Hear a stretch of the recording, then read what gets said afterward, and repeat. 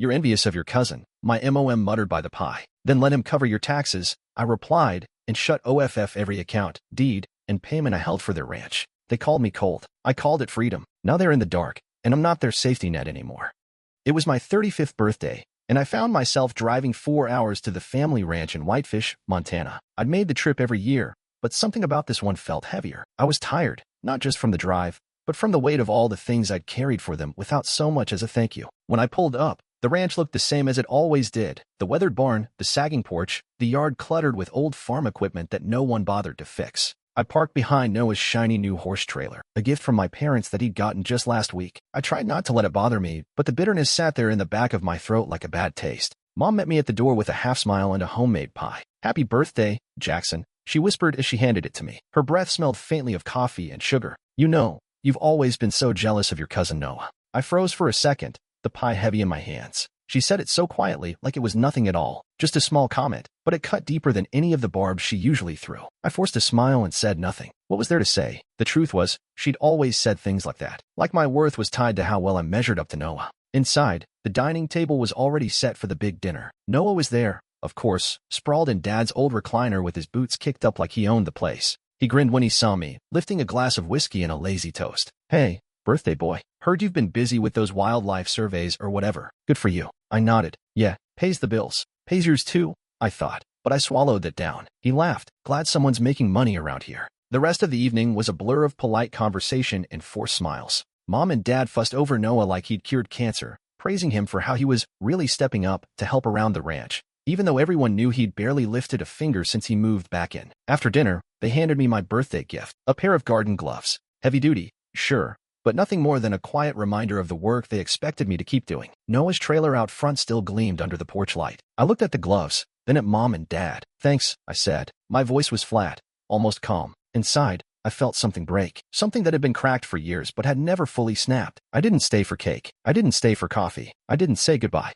When I got back home, I went straight to my desk and logged into every single account I managed for them. Mortgage payments, insurance, property taxes, auto deductions for maintenance and repairs. All of it, one by one. I canceled them. I didn't say a word to anyone. I didn't leave a note. I just watched the confirmation emails stack up in my inbox like silent little victories. For years, I had paid for everything, the taxes, the insurance, the endless emergencies that no one never had to think about. I told myself it was family. I told myself I was helping. But that night, as I watched those payments vanish, I realized I wasn't helping anyone. I was just making it easier for them to forget I existed. It was late when I finally closed my laptop. I sat in the dark, the only sound in my apartment the soft hum of the fridge. My hands were shaking a little, but it wasn't fear. It was relief. No more. That was the last thought I had as I went to bed. No more paying for people who saw me as nothing more than a wallet. No more being the afterthought at my own birthday. The next morning, I woke up to a phone buzzing on the nightstand. Dozens of missed calls, mostly from Mom and Dad. A few from Noah, too. All of them sounding increasingly desperate,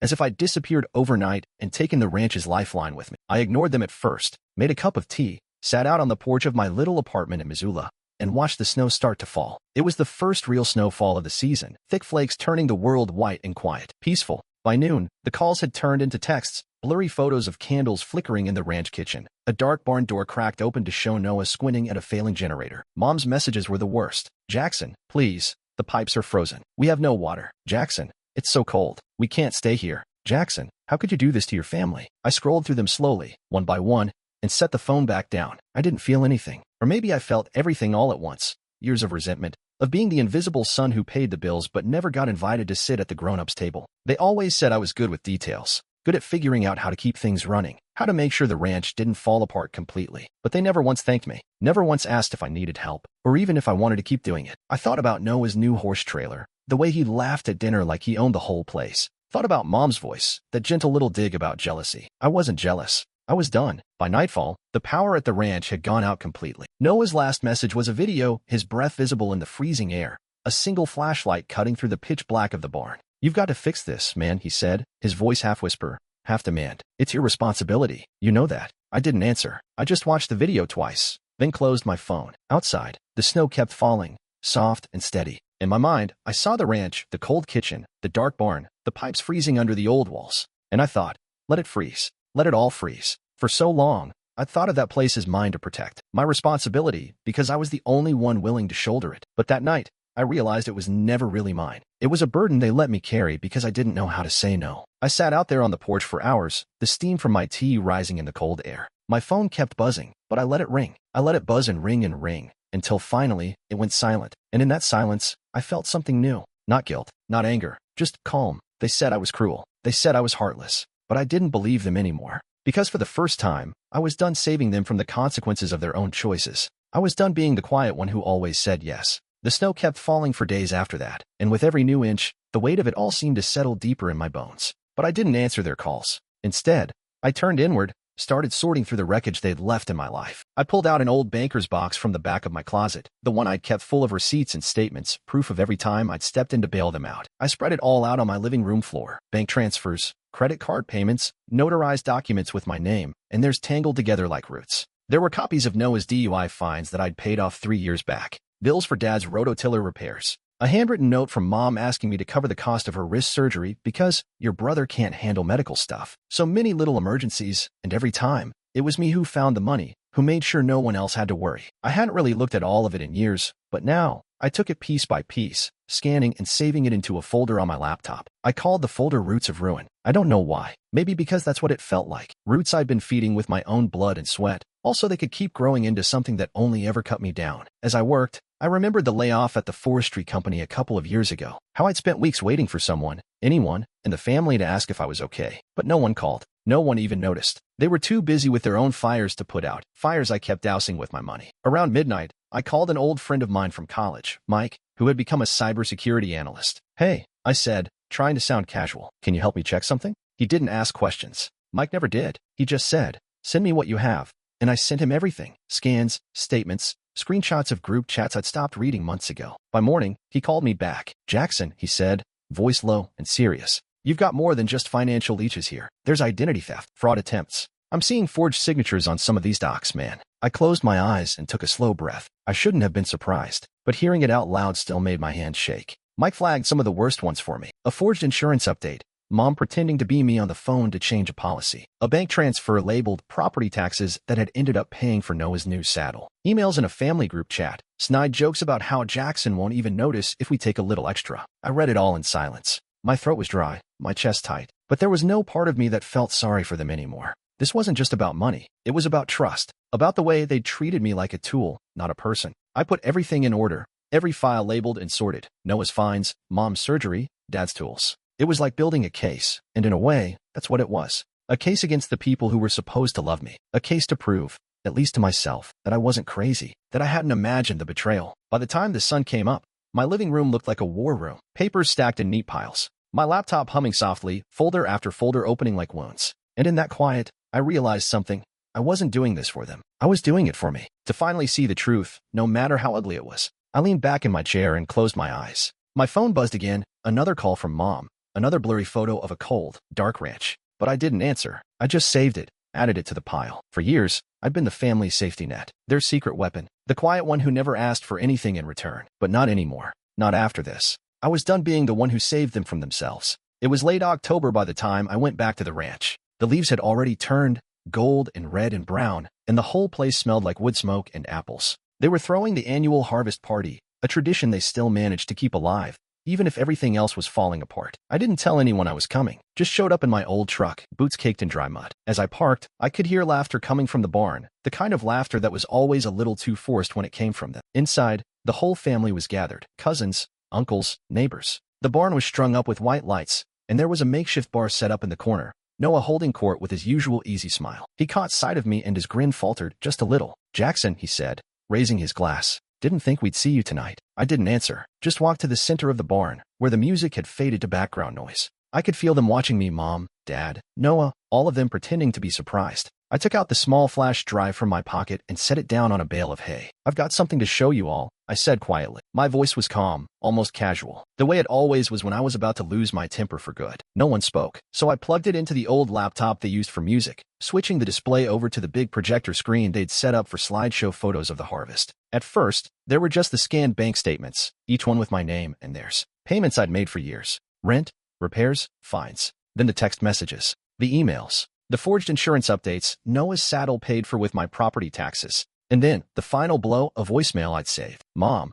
her voice soft and sweet, pretending to be me to the insurance company. Yes, this is Jackson. I just need to update the mailing address on that policy. The silence was a living thing in that barn. No one laughed. No one moved. Even the music had stopped. Mom's face went pale. Dad looked down at his drink like he couldn't bear to look at me. Noah opened his mouth, closed it again. This is everything, I said finally, turning to face them. My voice was still calm, but I could feel my hand shaking. Everything I did for you, everything you took, and everything you thought I'd never notice. No one denied it. They just sat there, frozen. I saw Noah's jaw tighten, his eyes flicking from the screen to me and back again. Mom started to speak, but I cut her off. You used me, I said, my voice quiet but steady. You laughed at me behind my back. And when you needed something, you called me. Every time. Noah took a step forward, his voice low. Jackson, you're blowing this out of proportion. I held up a hand. Don't. Just don't. I played the last file on the flash drive, a snippet from the family group chat, jokes about how I'd never notice if they took a little extra. I watched their faces as they listened to their own words. When it ended, no one spoke. The air in the barn was heavy, the sweet smell of cider and hay suddenly sickening. Mom finally found her voice, a brittle whisper. Jackson, honey, you know we love you. Stop, I said, sharper than I'd meant to. Don't tell me you love me. Not after this. No one said a word. They just looked at me, eyes wide and guilty, like children caught stealing. I could feel my heartbeat in my throat, but I didn't back down. I'd spent my whole life swallowing my words, and tonight was the end of that. I took one last look at them, my family, my blood, and for the first time, I didn't feel like I belonged to them at all. Then I turned and walked out of that barn, the cold night air hitting my face like a slap. As I stepped away, I could hear the quiet sound of someone crying, but I didn't turn back. I didn't owe them that, because I wasn't their safety net anymore. I wasn't their quiet wallet, their easy scapegoat. I was done. I left the ranch that night without a word, driving until the gas gauge dipped near empty. I didn't go home. I didn't even have a plan. I just kept driving, the dark Montana road stretching out in front of me like some quiet promise. By dawn, I pulled into a rundown motel on the edge of Billings. The neon sign out front blinked vacancy in flickering red, and the smell of bleach hit me the moment I stepped inside. But it felt clean. Cleaner than the ranch had ever felt. Cleaner than the lies I just walked away from. I paid cash for a room and shut the door behind me. The place was nothing to write home about. Thin carpet, rattling heater, a single bed with sheets that smelled faintly of lemon cleaner. But when I lay down, staring at the water-stained ceiling, I felt something shift in my chest. For the first time in years, there was no noise, no demands, no guilt, just me and the low hum of the heater. My phone kept buzzing, of course. I turned it over on the nightstand, face down. Mom, Dad, Noah, all of them calling, texting, trying to drag me back into their mess. How could you do this to us? We need you. We're family, Jackson. I didn't answer. I didn't even read most of the messages. Instead, I listened to the quiet around me, the softness of the pipes in the wall. I took long, slow breaths and let the silence settle into my bones like a kind of armor. At night, I watched the snow fall outside the window, white and perfect under the buzzing fluorescent sign. I thought about the ranch, the dark barn, the cold kitchen, the lies that had built that place brick by brick. I thought about how I'd spent years paying for their mistakes, and how they'd never once offered to pay for mine. I thought about how Mom's voice had always sounded so gentle when she was asking for money, how Noah's smile was always so easy when he was taking credit for the work I did. And I thought about how it had felt to finally stand in front of them and say, no more. The next morning, I pulled out a notebook and started making lists. Legal steps, financial steps, the things I needed to cut off, one by one. Utilities in my name? Gone. Bank accounts tied to theirs? Closed. Any little thread they could use to pull me back in? Severed. I knew it wouldn't be easy. I knew they'd fight it, call me cruel, tell the world I'd turned my back on them. But sitting there in that cheap motel room, the smell of bleach in the air, and the first real quiet I'd felt in years, I realized I didn't care. They'd had their say. Now it was my turn. The next few weeks moved in slow, deliberate steps. I stayed at that motel, the beige walls and flickering sign becoming a strange sort of sanctuary. Every morning, I woke up to the same sound of trucks rumbling down the highway and the heater rattling in the corner. But it was mine and no one else's. I spent hours on the phone with banks and utility companies, my voice calm and patient as I unwound years of entanglements. No, I'm no longer responsible for that property. Yes, remove my name from the insurance. No, I will not be co-signing that loan anymore. The words felt good in my mouth, final, resolute. Every time I hung up, I felt a little lighter. One by one, I shut it all down. The auto pays I'd set up for the ranch's electricity and water. The property taxes I'd always covered without question. The credit cards they'd used for emergencies that always ended up paying for Noah's nights out. I went to the courthouse in Billings and signed the final paperwork to remove my name from the ranch deeds. The clerk looked at me over her glasses. Are you sure? She asked. Once it's done, there's no going back. I'm sure, I said, and I meant it. I updated my trust to a small one I'd set up years ago for what I thought was my family's future. But now, I rewrote it to benefit local wildlife preserves and environmental groups. My money would still help someone, just not them. I could feel the ripples of my actions almost immediately. Mom's prescription coverage lapsed because the payments I'd been making stopped. Dad tried to take money from the ranch fund for feed, only to find the account empty. Noah sold off some of the ranch equipment to make up the difference. It was like watching a house of cards fall in slow motion. They called me, of course, again and again, voicemails piling up. Jackson, how can you do this? This is your family, your home. You're destroying everything we've built. But it wasn't mine to destroy. It had never really been mine at all. I saved every message, every voicemail, every accusation, just in case. But I didn't respond. I didn't owe them that. And somewhere in the middle of all those angry calls and tearful voicemails, I realized something. I wasn't angry anymore. I wasn't even sad. I was just done. The last step was the hardest. I sent Mom a letter, just one page, no apology, no explanation. I'm done, it read. Handle your own storms. Then I turned off my phone for the night and sat on the motel bed, the old mattress creaking under me. For the first time, there was nothing left to fix, no one left to save, and I felt free. It didn't take long for the ranch to start showing cracks. The unpaid bills turned into foreclosure notices. The water in the barn was cut off again, and the neighbors started asking questions. Rumors started swirling through town like wildfire about how the family that used to be so proud, so put together, was on the verge of losing it all. I heard about it in pieces. A distant cousin messaged me one evening. Noah's selling his truck. People are asking what happened to the Golden family. I didn't answer. I didn't know anyone an explanation. Then,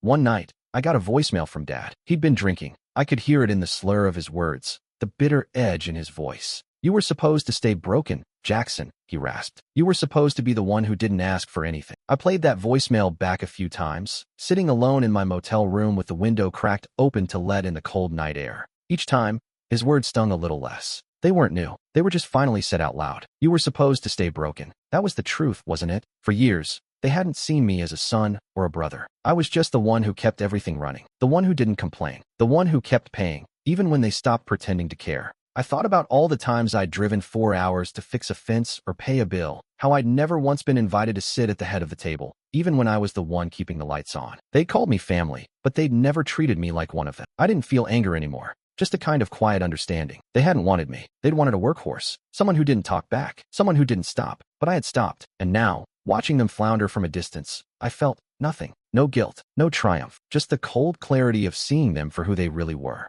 I spent those nights in the motel writing it all down in a battered old notebook, not to share, not to prove anything to anyone, just for me. Every memory, every moment where I'd been told I was less, and every small, quiet decision I'd made to finally put myself first. I knew they'd keep calling, keep trying to pull me back in, but I didn't care. I'd learned the difference between being needed and being used. They had never really seen me at all, and for the first time in my life, I was okay with that. When the last of the snow melted in Billings, I packed up what little I'd brought with me, a few clothes, my laptop, the battered notebook, and drove west until the landscape turned to green. I didn't tell anyone where I was going. There was no one left I needed to explain myself to. I ended up in a small coastal town in Oregon, a place I'd only ever seen in photographs. The salt air smelled clean, the gulls wheeled overhead, and the roads curved along the cliffs like something out of a dream. For the first time in years, I felt like I was living in my own skin. I rented a small apartment with whitewashed walls and a view of the water. The landlord asked me if I had any references, and I gave him the number of my old forestry supervisor. He didn't ask for family. No one here cared about where I came from or what I'd left behind. The first night in the new apartment, I stood in the middle of the empty living room, the ocean wind blowing through the open window. No furniture,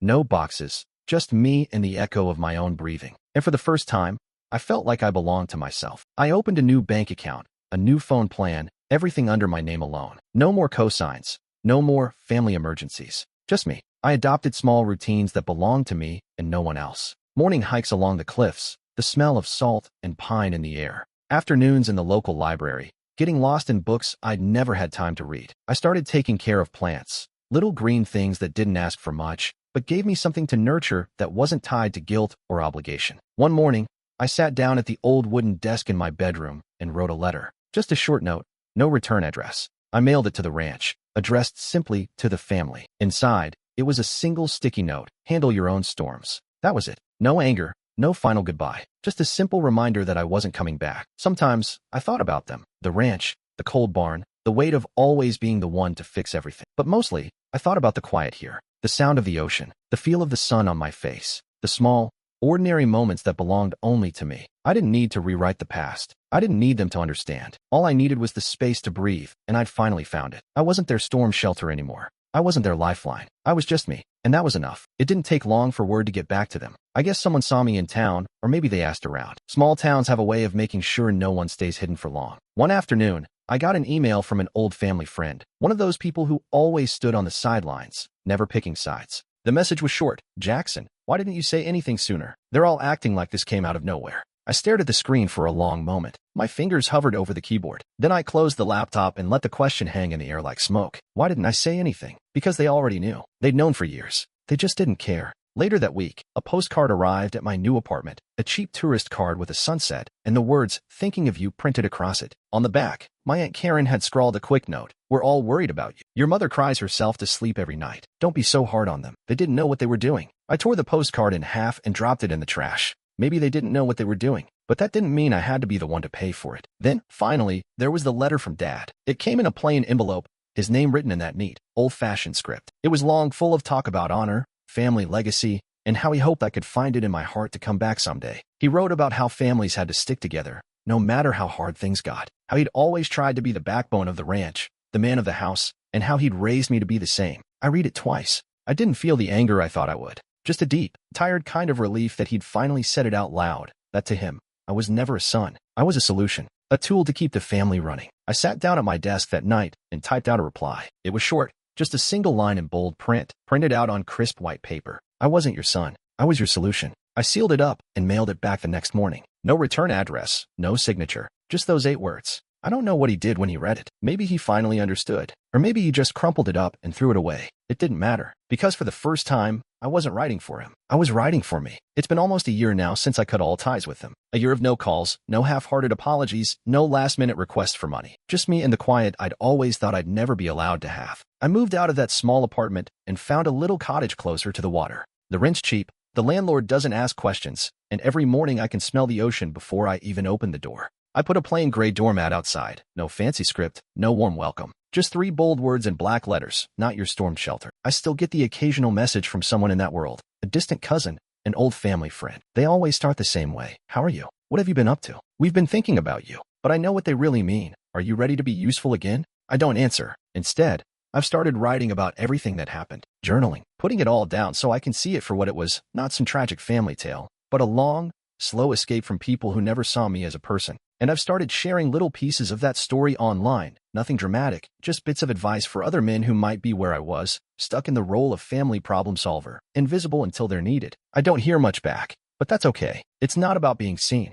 It's about speaking up at all. I left my old phone behind when I left the motel, bought a new one under a new number. A small thing, but it felt like a declaration. I don't have to carry their noise with me anymore. Sometimes I still hear the echoes of that ranch, the laughter in the barn, the smell of cold hay, the endless calls for help. But they're just echoes now. They can't reach me here. I've learned something in this quiet. The silence isn't loneliness. It's armor. It's the shield I built out of every dollar I gave them, every lie they told, every time they turned their backs when I needed them. I used to think I'd have to fight for the rest of my life, to prove I was enough, to be seen, to be heard. But now, I don't need them to see me. I don't need them to hear me. I just need this small place by the sea, my own routines, my own name on the mailbox. This time, the life I'm building doesn't belong to them. It belongs to me.